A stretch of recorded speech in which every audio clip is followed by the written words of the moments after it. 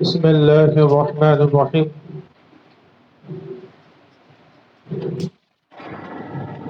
قل ان کنتم تحبون اللہ فاتبعونی یحببکم اللہ ویغفر لکم ذنوبکم صدق اللہ مولانا العظیم۔ درود شریف پڑھ لیجئے۔ اللہم صلی علی محمد وعلی آل محمد کما صلیت علی ابراہیم وعلی آل ابراہیم انک حمید مجید۔ اللہم بارک علی محمد وعلی آل محمد کما بارکت علی ابراہیم وعلی آل ابراہیم انک حمید مجید۔ میرے بھائیوں، بزرگوں، دوستوں، ماں بہنوں، اللہ پاک نے اس انسان کو دنیا میں بھیجا ہے اور ایک مقصد کے تحت بھیجا ہے، اور وہ مقصد یہ ہے کہ یہ انسان دنیا میں آنے کے بعد اپنے بنانے والے کو پہچان جائے، اپنے اللہ کو پہچان جائے، اللہ کی پہچان اور معرفت حاصل ہو جائے۔ اور اللہ کی پہچان اور معرفت اس کو کس طرح حاصل ہوگی؟ اس کے لیے اللہ پاک نے انبیاء علیہ السلام کے سلسلے کو شروع کیا، اور ہر نبی آ کر اللہ رب العزت کی طرف انسانوں کو بلاتا اور ان کو گمراہی سے نکال کر اللہ کی طرف متوجہ کرتا اور اللہ کی طرف اس کو دعوت دیتا۔ تو معلوم ہوا کہ اللہ رب العزت یہ چاہتے ہیں کہ میرا بندہ دنیا میں رہ کر مجھے پہچانے اور دنیا کی کامیابی بھی حاصل کرے، اور مرنے کے بعد جو آخرت کی زندگی ہے، جو ہمیشہ ہمیشہ کی زندگی ہے، اس میں وہ ہمیشہ ہمیشہ کامیاب ہو جائے۔ چنانچہ اللہ اپنے برگزیدہ بندوں میں سے سب سے برگزیدہ بندوں کو دنیا میں بھیجتے ہیں انسانوں کی اصلاح کے لیے، انبیاء علیہ السلام۔ اور انبیاء علیہ السلام کا سلسلہ آپ صلی اللہ علیہ وسلم پر آ کر اللہ رب العزت نے ختم فرما دیا۔ آپ صلی اللہ علیہ وسلم آخری نبی، تو آپ صلی اللہ علیہ وسلم نے کیا فرمایا؟ انا خاتم النبیین لا نبی بعدی، میں آخری نبی ہوں اور میرے بعد کوئی نبی نہیں آئے گا۔ چنانچہ اللہ رب العزت نے فرمایا کہ دنیا میں رہ کر تم نے میری فرما برداری کرنی ہے، اور فرما برداری کس طرح کرنی ہے؟ میرے محبوب صلی اللہ علیہ وسلم کی پیروی اور اتباع کر کے۔ چنانچہ اللہ پاک فرماتے ہیں کہ تم کہہ دیجئے ان لوگوں سے کہ اگر یہ اللہ سے محبت کرنا چاہتے ہیں تو یہ آپ صلی اللہ علیہ وسلم سے محبت کریں، آپ صلی اللہ علیہ وسلم کی پیروی کریں۔ تو پھر یہ کیا محبت کریں گے؟ میں اللہ ان سے محبت کروں گا، اور میں اللہ ان سے ایسی محبت کروں گا کہ میری محبت ہمیشہ کے لیے دائم اور قائم ہے، اور میں پھر اس سے ایسی محبت کروں گا کہ اللہ رب العزت فرماتے ہیں کہ میں اس سے محبت کروں گا، میں اس کے گناہوں کو معاف کر دوں گا۔ یحببکم اللہ ویغفر لکم ذنوبکم۔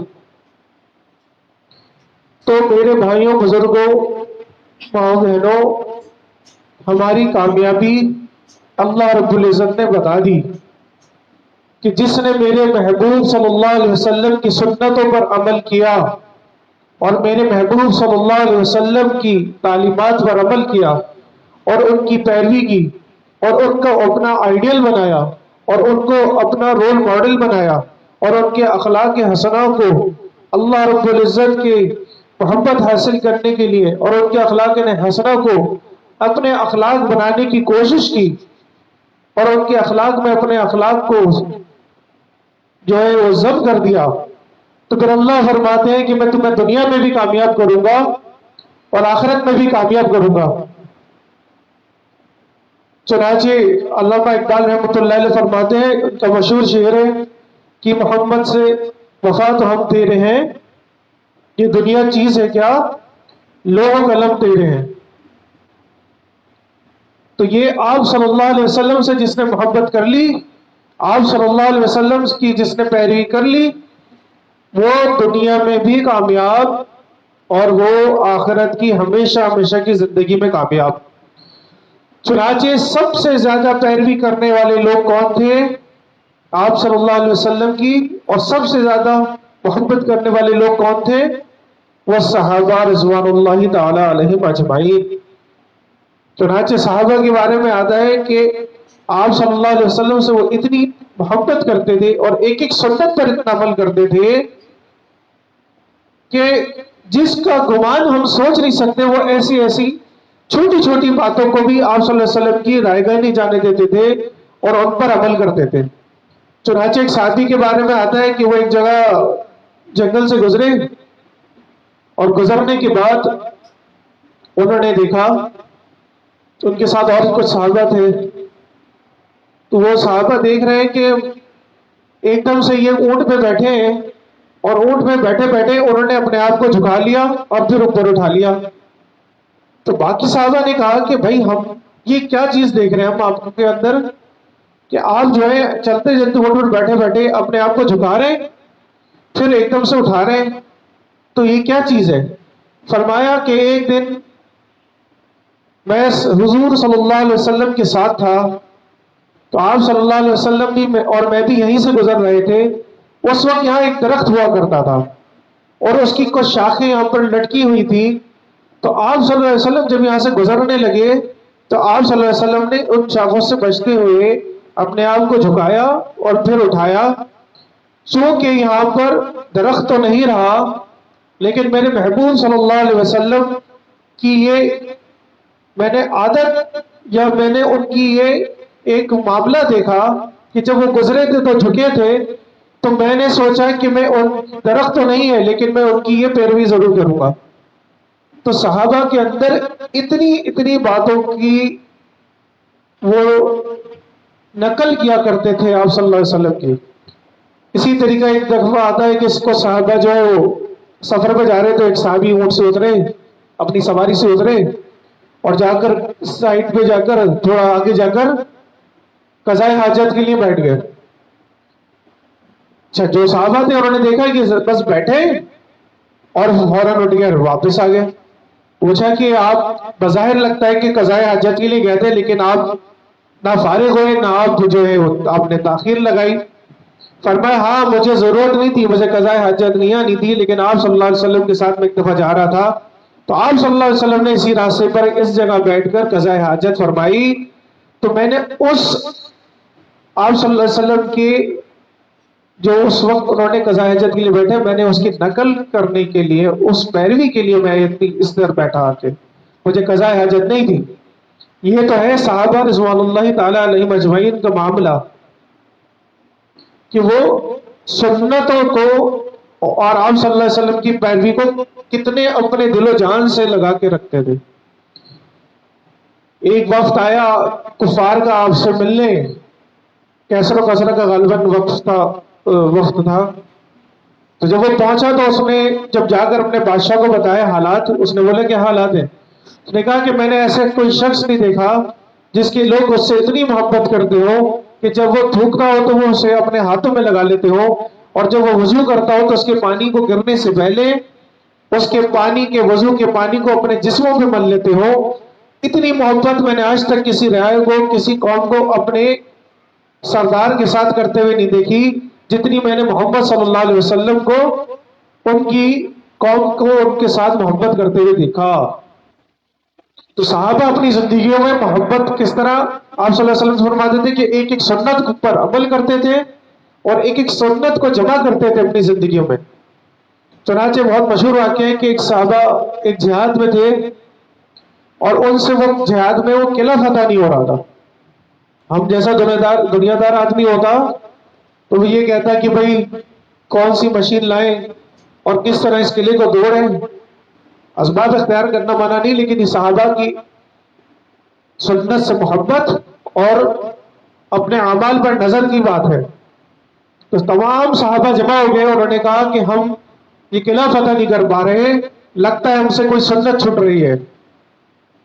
جب غور کیا تو پتا چلا کہ یہ مسواک کی ایک سنت ہے جو ہم کر نہیں رہے.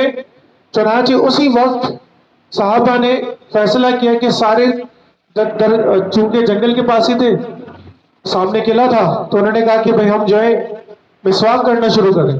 جب سب نے مسواک کرنا شروع کی تو کفار پہ ایسا سنت کا روک پڑا کہ انہوں نے اپنے قلعوں سے دیکھا کہ آج ہمیں مسلمان کچا چبا جائیں گے, یہ اپنے دانت تیز کر رہے ہیں. اللہ پاک نے اس سنت کی پیروی کا ایک اثر اور ایک روک رکھا, تو کفار نے بغیر جنگ کیے قلعے کا دروازہ کھول دیا اور چابیاں ان کے ہاتھوں میں دے دی. یہ ہے آپ صلی اللہ علیہ وسلم کی سنت پر عمل, اس سے محبت اور آپ صلی اللہ علیہ وسلم کے ساتھ تعلق. جس سے محبت ہوتی ہے نا, وہ اسی کی نقل اتارتا ہے. آج ہم اپنی زندگیوں میں دیکھ لیں کہ ہم کو کس سے محبت ہے, ہم کس کی محبت کر رہے ہیں, ہم کس کو اپنا آئیڈیل بنا رہے ہیں, ہماری آئیڈیالوجی کس کی طرف ہے. ہم اسلام کو آئیڈیل بنا رہے ہیں, ہم آپ صلی اللہ علیہ وسلم کو رول ماڈل بنا رہے ہیں اپنی زندگی کا, یا پھر کسی غیرے کو اپنا رول ماڈل اپنے زندگیوں میں بنائے ہوئے. آج نہیں, کل نہیں, چند سال بعد, ویسے تو پتہ نہیں, لیکن انسان کو مرنا ہے, تو ہم اپنے آپ صلی اللہ علیہ وسلم کو کیا منہ دکھائیں گے؟ ہم آپ صلی اللہ علیہ وسلم کو کیا چہرہ دکھائیں گے جب آپ صلی اللہ علیہ وسلم فرمائیں گے کہ میری سنتیں مٹ رہی تھی تو تم نے کیا عمل کیا؟ میں اپنی زندگی میں تم نے کتنی سنتوں کو زندہ کیا؟ اپنے 6 فٹ کے جسم پر تم نے میری کتنی سنتوں کو زندہ کیا؟ اگر یہ آپ صلی اللہ علیہ وسلم نے سوال فرما لیا, اللہ ہم سب کی حفاظت فرمائے, تو کیا ہم جواب دے سکتے ہیں؟ حضرت مجدد الثانی رحمۃ اللہ علیہ فرماتے ہیں, اللہ تعالیٰ نے ان کو بہت بڑا مقام عطا فرمایا تھا, اور نقشبندیہ سلسلے کے بہت بڑے بزرگوں میں سے تھے, اور تمام سلاسل میں ان کو بہت بڑے پائے کے سرخیلوں میں سے شمار کیا جاتا ہے. فرماتے ہیں مجھے اللہ نے ولایت کے سارے درجے دکھائے, اللہ پاک نے ولایت کے سارے درجے دکھائے, اور میں نے ولایت کی ابتدا بھی دیکھی اور انتہا بھی دیکھی, اور ولایت کی ابتدا یعنی کہ شروعات وہ بھی سنت کی اتباع ہے, اور اس ولایت کی انتہا بھی سنت کی اتباع میں ہے. یعنی کہ انسان کو اللہ کا جو قرب حاصل ہوتا ہے وہ شروع بھی سنت کے ساتھ ہوتا ہے, اور اس کی انتہا بھی سنت پر عمل کرنے سے ہوتی ہے. صحابہ رضوان اللہ تعالی علیہم اجمعین سنت پر عمل اس لیے کرتے تھے کہ وہ سمجھتے تھے کہ یہ سنت ہے, اور آج ہم سنت کو چھوڑ دیتے ہیں کہ سنت ہی تو ہے, چاہے وہ کسی اعتبار سے ہو. حتیٰ کہ آج ہم نے فرض نماز چھوڑ دی, روزے چھوڑ دیے, زکوٰۃ چھوڑ دی, حج چھوڑ دیا, ہم نے فرائض کو پیچھے چھوڑ دیا, تو سنتوں کو کیا کہنا؟ تو ہمیں اپنی زندگی کو آپ صلی اللہ علیہ وسلم کی زندگی کے مشابہ بنانا ہے. فرمایا من تشبہ بقوم فہو منہم, جس نے جس قوم کی جس کی مشابہت اختیار کی اس کا حشر انہی کے ساتھ ہوگا. جس نے کسی کافر کی مشابہت اختیار کی عمل کے اعتبار سے اور کسی بھی اعتبار سے, تو وہ خطرے میں ہے. ہماری مشابہت آپ صلی اللہ علیہ وسلم سے ہو, چاہے ہمارا رہنا سہنا ہو, چاہے ہمارے معاملات ہو, چاہے ہمارے معاشرات ہو. آج ہمارا پیدائش سے لے کر ہمارے مرنے تک ہر چیز سنت کے خلاف ہم کر رہے ہوتے. دفنانا ہے وہ بھی سنت کے خلاف ہو جاتا ہے بعض وقت میں دیکھا گیا. اور پیدائش کے موقع پر اور خوشیوں کے موقع پر اور شادیوں کے موقع پر اور تدفین کے موقع پر اور اموات کے موقع پر ہم سنتوں کو چھوڑ رہے ہیں. سنتوں کی اتباع اصل ہے. ہماری زندگیوں سے ایک ایک کر کے سنتیں نکل رہی ہیں. تو کیا ہم یہ سمجھتے ہیں کہ ہمیں اللہ رب العزت کامیاب فرما دیں گے؟ آپ صلی اللہ علیہ وسلم کی پیروی اور آپ صلی اللہ علیہ وسلم کی محبت، یہ اللہ پاک نے کامیابی کا واحد ذریعہ بتایا ہے. جو دنیا میں بھی کامیاب ہونا چاہتا ہے اور جو آخرت میں بھی کامیاب ہونا چاہتا ہے، وہ آپ صلی اللہ علیہ وسلم کی زندگی کو آپ صلی اللہ علیہ وسلم کی زندگی کو پکڑ کر رکھے اور آپ صلی اللہ علیہ وسلم کی سنتوں کو اپنے دل و جان کے ساتھ لگا کے رکھے، جیسے صحابہ رضوان اللہ تعالی علیہم اجمعین نے لگا کے رکھا، جیسے ان کے بعد اللہ والوں نے، صوفیہ کرام نے، علماء حق نے، مشائخ حق نے سینے سے لگایا. جو آپ صلی اللہ علیہ وسلم کے ساتھ جڑ جائے گا، جو آپ صلی اللہ علیہ وسلم کی سنتوں سے محبت کرے گا، وہ آپ صلی اللہ علیہ وسلم کے ساتھ ہوگا. آپ صلی اللہ علیہ وسلم کی حدیث مبارکہ ہے، مفہوم ہے کہ جس نے میری سنت سے محبت کی اس نے مجھ سے محبت کی، اور جس نے مجھ سے محبت کی وہ جنت میں میرے ساتھ ہوگا. اس سے بڑا انعام کیا ہو سکتا ہے میرے بھائیوں، بزرگوں، دوستوں؟ آج ہمارے ساتھ کوئی دنیا میں علاقے کا کوئی محلے کا ایس ایچ او ساتھ کھڑا ہو جائے تو ہم کہتے ہیں کہ ہم اس کے ساتھ کھڑے ہو گیا ہے. کوئی میئر کھڑا ہو جائے، کوئی ایم این اے کھڑا ہو جائے، کوئی فلانا ڈمکانا کھڑا ہو جائے دنیاوی اعتبار سے، تو ہم کہتے ہیں کہ ہم فلانے کے ساتھ کھڑے ہو گئے تھے. اور وہاں ادھر آپ صلی اللہ علیہ وسلم فرما رہے ہیں کہ جس نے میری سنت سے محبت کی اس نے مجھ سے محبت کی، اور جس نے مجھ سے محبت کی وہ جنت میں میرے ساتھ ہوگا. یعنی کہ دو بشارتیں، ایک تو وہ جنت میں ضرور جائے گا، دوسری اس سے بھی بڑی بشارت کہ وہ جنت میں آپ صلی اللہ علیہ وسلم کا رفیق بنے گا. تو میرے بھائیوں، بزرگوں، دوستوں، ماؤں بہنوں، ہمیں ایک ایک لمحہ آپ صلی اللہ علیہ وسلم کی محبت اور آپ صلی اللہ علیہ وسلم کی پیروی اور ان کی سنتوں کے ساتھ گزارنی ہے. دنیا دائمی نہیں ہے کہ دنیا فانی ہے. اللہ رب العزت نے دنیا کو پیدا کرنے سے پہلے ختم کرنے کا ارادہ فرما لیا تھا، اور جس دنیا سے آپ صلی اللہ علیہ وسلم پردہ فرما گئے تو پھر کسی ماں نے کسی لال کو نہیں جنا کہ وہ اس دنیا کو چھوڑ کر نہ جائے. ہر شخص نے اس دنیا کو چھوڑ کر جانا ہے. کل نفس ذائقۃ الموت، ہر نفس نے موت کا مزہ چکھنا ہے.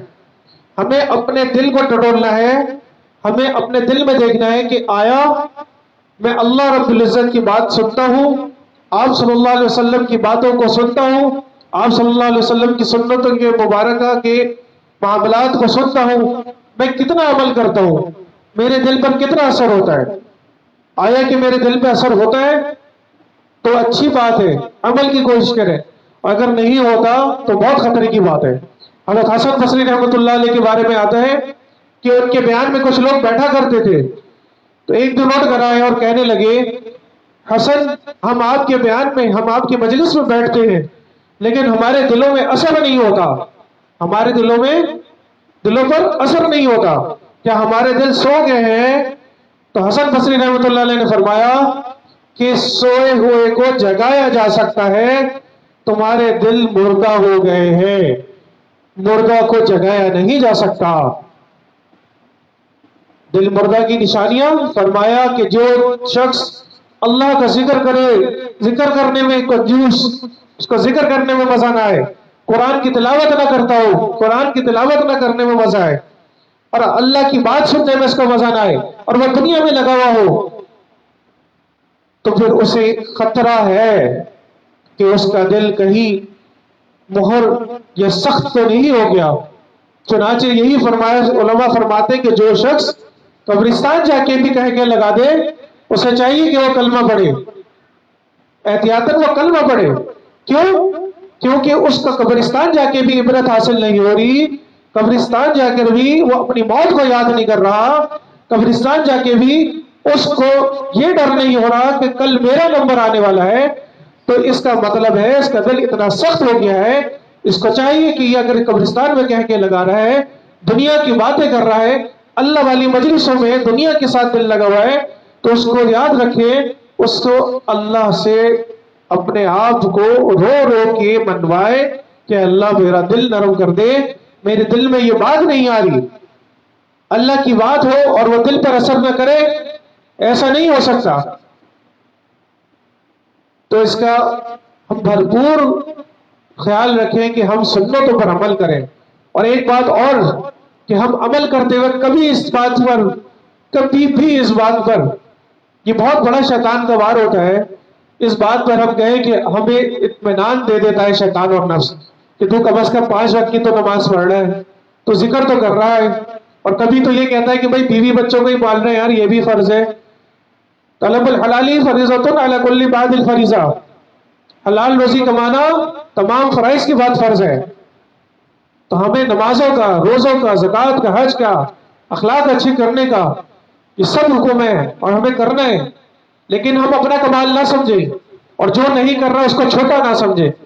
جس دل کے اندر بھی رائے برابر بھی تکبر ہوگا وہ جنت کی خوشبو بھی نہیں سن سکتا۔ اور سب سے بڑا تکبر یہ ہے کہ انسان اپنے آپ کو کچھ سمجھے۔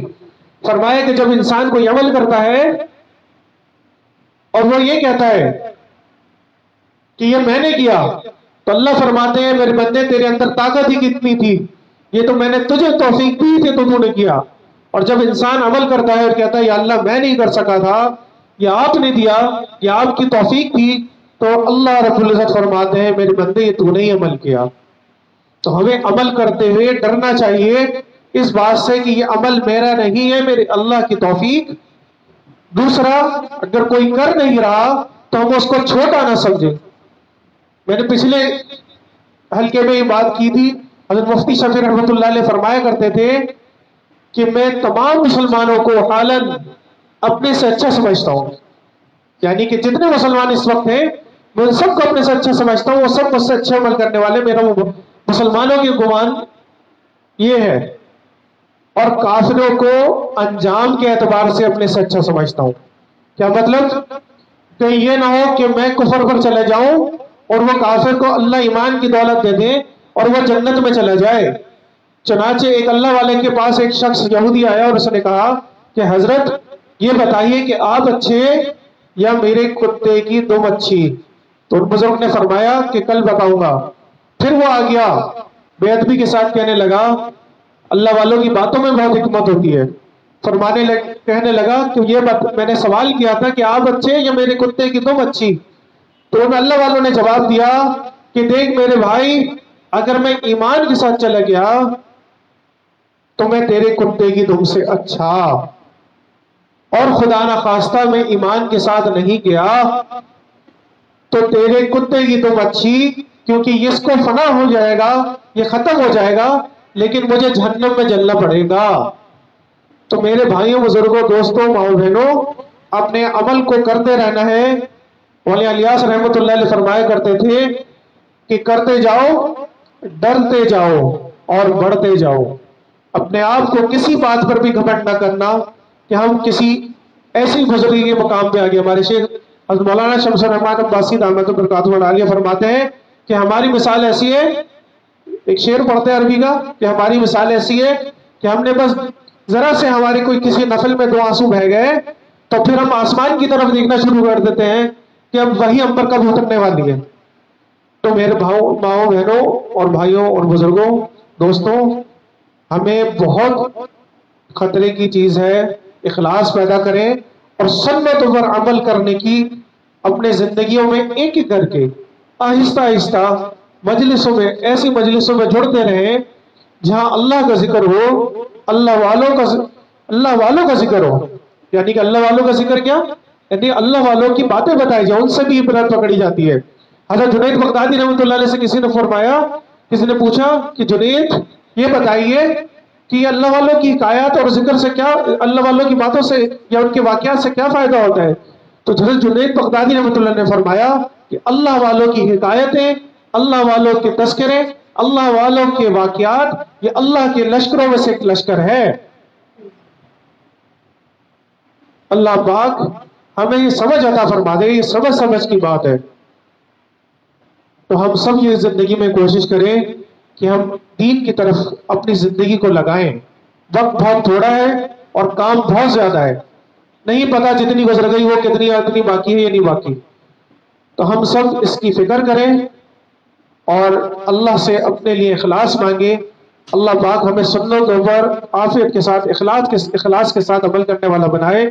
اللہ پاک ہمیں ایمان والا، نیک اعمال والا اور اخلاص والا بنائے. وآخر دعوانا الحمدللہ رب العالمین. اب تھوڑی دیر کے لیے ذکر ہوگا جس کا